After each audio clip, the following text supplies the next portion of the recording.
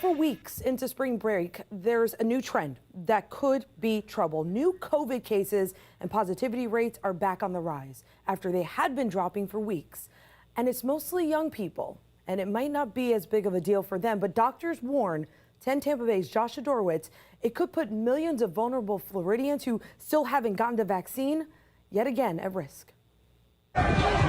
The party could pose a big setback for the state's most vulnerable. When you have hot destinations and you've got COVID fatigue, when they're coming down for spring break, I mean, if we would have expected differently, I think we would have been fooling ourselves. USF epidemiologist and data guru Jason Salemi says after weeks of cases falling, then flattening, new cases in the 25 to 49 age range are ticking back up, particularly in the state's largest metros. In Hillsborough, daily cases in that age range are up about 30% on average compared to where they were just 2 weeks ago.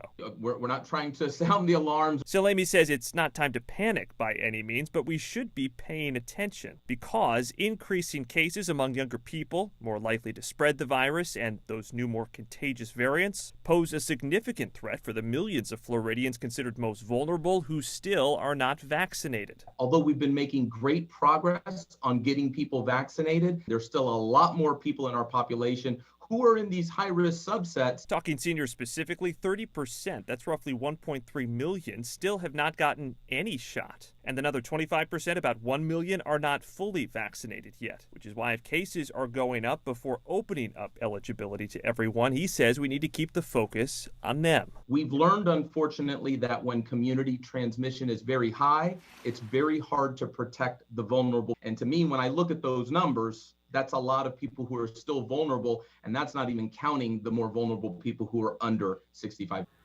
So he says the test will be to see if that trend continues over these next several weeks. Now, speaking of those dangerous new variants, here's the latest report from the CDC on the number of cases reported in our state. The agency reported almost 1,050 cases of the variant that was first detected in the UK. 23 cases of the variant first reported and detected in Brazil, and 10 cases of the variant first found in South Africa. Now, Florida still remains the state with the most confirmed variant cases.